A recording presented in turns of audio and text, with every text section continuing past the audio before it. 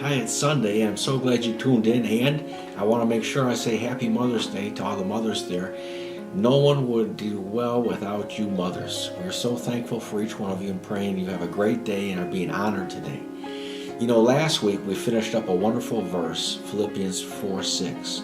And just to paraphrase what we found out, it said, not focusing on any one thing or letting our mind get on any one thing, but rather through fellowship and communicating with God and saying, Lord, you said, with some thanksgiving, we let our demands be declared before God.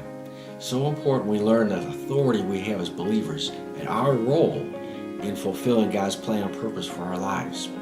To go along with that, I thought we'd go back to something Jesus said in Matthew 6:10 this week. And here, just it's part of what's called the Lord's Prayer. And here in verse 9, it says, after this manner is how you should pray, Jesus says. And here's how it starts. Our Father, which art in heaven, hallowed be thy name. Thy kingdom come, thy will be done in earth as it is in heaven. And that's all we're going to get to this week. But I wanted to talk about, just to start off, here Jesus is talking to us about prayer again. Last week we looked at what prayer, the type of prayer. Remember, there's 7 kinds of prayer. Here Jesus is talking about how to pray, and he's giving us a formula. The first thing we need to realize in this is that he's our Father. This is the very first time in the Bible that God is called Father. Before that, he was Jehovah. He had many redemptive names. He was called El Shaddai. So many different names in the Old Testament, but no one ever called him Father until Jesus brings it up right here. And being our Father is what he wants to be. He wants to be intimate with us. He wants you to realize you're his son, you're his daughter, you're special to him. And it's so important that we grasp it. He's not just God Almighty, he's more than that. He's our Father.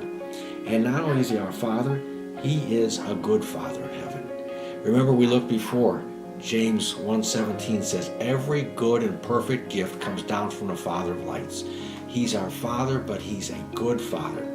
And he chose us. We looked at that recently in Ephesians 1. He chose us. He chose you. He not only has a plan for your life, but he chose you to be on his team, to be in his family. He loves you so much. And so we want you to realize that as we start looking at what Jesus says about prayer and about his kingdom coming and our role in that you realize how important you are, what a great Father you have. And we pray you have a great Mother's Day today. In Jesus' name.